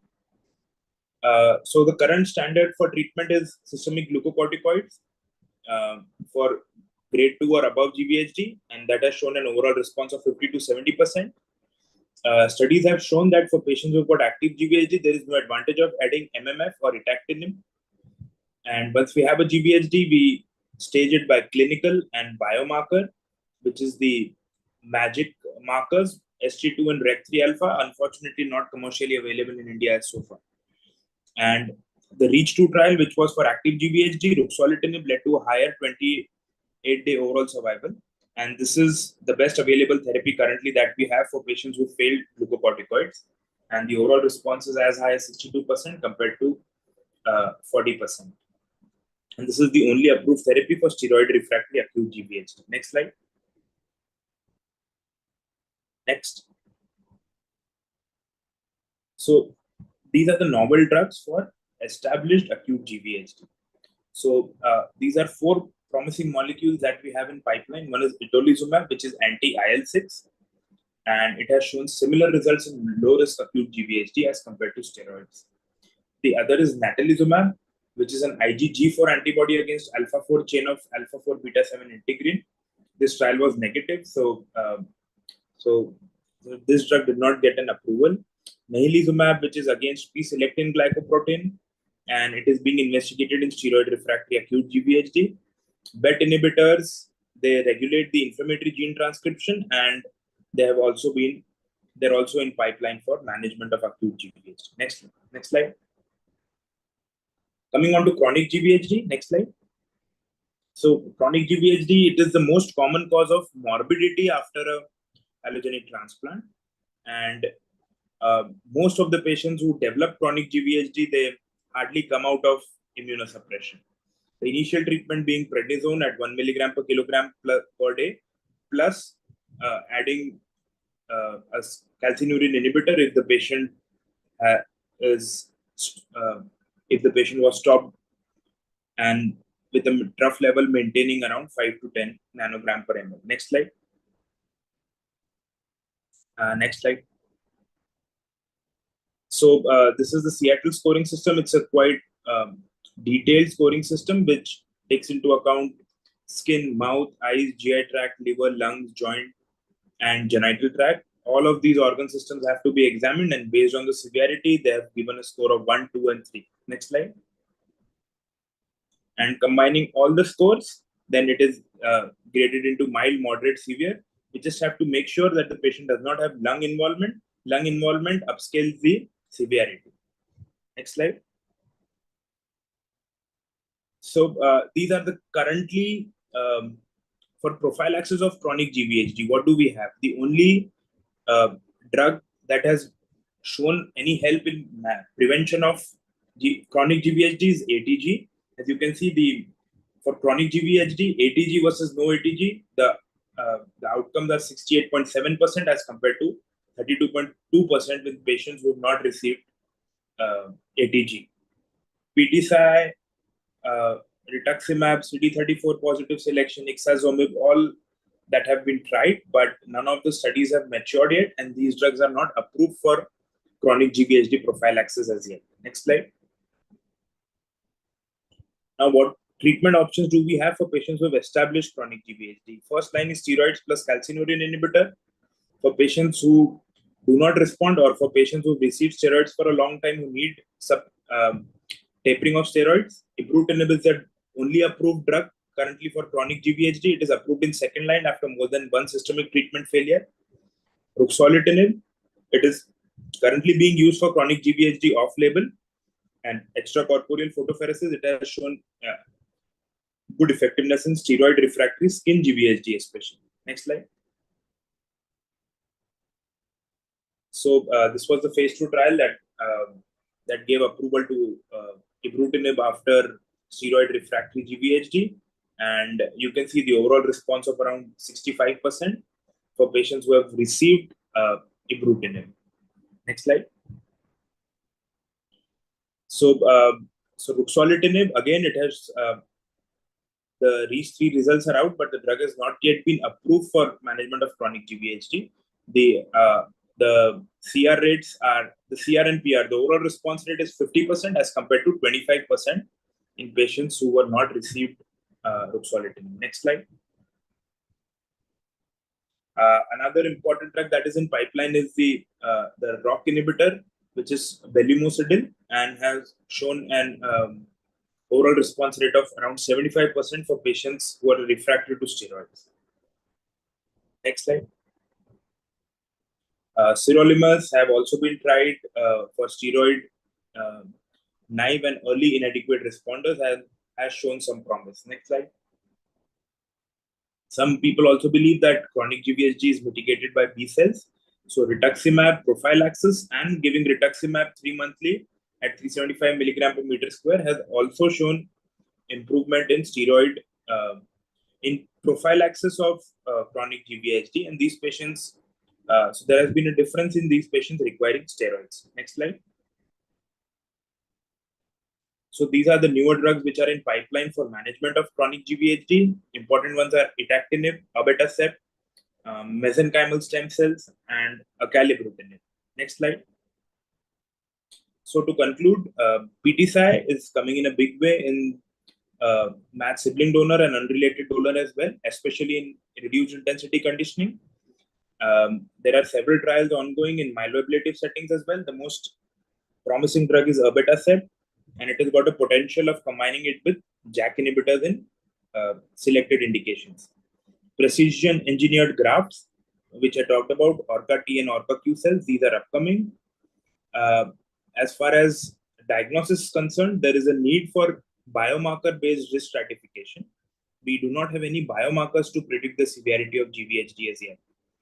And as far as treatment is concerned, the focus is now shifting from immunosuppression to preventing tissue, organ resilience, and microbiome diversity. Thank you.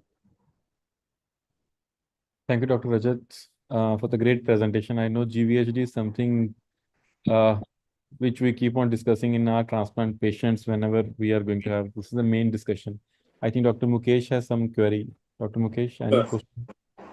Yeah, doctor, nice presentation. So what you use in your practice beyond steroids? You use ruxolitinib, and what dose? So it all depends how soon we have to start ruxolitinib if the patient is holding counts. So we start off at 5 milligram twice daily, and we try and increase it to 10 milligram twice daily gradually. And that is the maximum dose we've been able to give. So for one patient, we had given everything, including etanercept. We even got mesenchymal stem cells. But once the patient has steroid refractory lower gut GVHD grade 3, grade 4, nothing really works. Not even ruxolitinib. That is what our personal experience has been. So the need is to identify GVHD early, and if need be, over-treated. And so that's what we've been doing. Steroid refractory, go on to ruxolitinib. And if patient has failed ruxolitinib, then nothing really works actually. There are anecdotes, people say this works, mesenchymal stem cells and interleukin inhibitors and all that, but whatever little experience I have, nothing really works for these patients.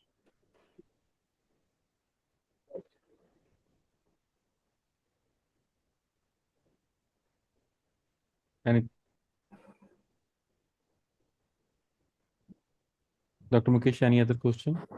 Yeah, anything for chronic GVHD? What all you use beyond CNIs? We use ibrutinib. We've also used imatinib for few patients. So ibrutinib, imatinib, ruxolitinib, obviously. Okay. Yeah. And chronic GVHD, sometimes we try and give steroids and then we keep them at low dose steroids for a longer period. Minimum tolerated dose, say 5 milligrams, 10 milligrams of prednisone, and some patients that never come off prednisone. So we keep them at low doses of prednisone and keep switching between the CNIs and ruxolitinib. Dr. Rajat, are you still using cyclosporin methotrexate for acute GVHD in match-related or and PTCY or TAC-MMF in allogenic haplo? Yeah. PTCY TAC-MMF is standard. So for benign transplants, we are using dual T cell depletion. We are giving RATG, and we are placing the RATG distal to the graft, say day minus 876, and PTCY TAC-MMF. For malignant transplants, we are giving cyclosporin methotrexate. Yes. Cyclosporin and methotrexate. Yeah. All right.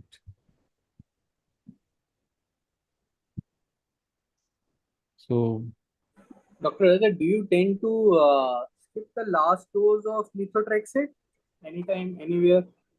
Yeah, so day 11 dose is usually, Amit. yeah, it's usually very difficult to give.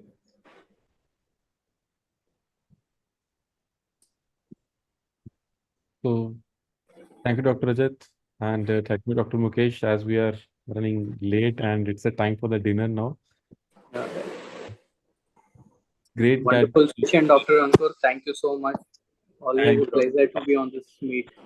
Thank you, Dr. Mukesh, and thank you, Dr. So with this, we are compiling our today's meet. So I'm very thankful to my speakers and the delegates, those who have joined, especially Dr. Vinod and Dr. Manthan, who has talked about the acute leukemias, then followed by Dr. Mukesh and Dr. Rajat, who has talked on asciminib in CML, and then followed by GVHD talk by Dr. Rajat. And at the end, all my partners, those who have helped me to make this meeting successful, or the academic partners and the platform which has provided us to meet again and to discuss regarding the hematological disorders and the recent updates. And at the end, all the participants who have participated will keep on doing these sessions again and again, and we'll keep on meet again and again for the hematology updates soon. So thank you all. Good night. Good night, Dr. Ankur. Good night. Dr. Thank you, sir. Thank you, everyone, for joining. Thanks to my colleague Rishabh, and thanks to. Good night, everyone.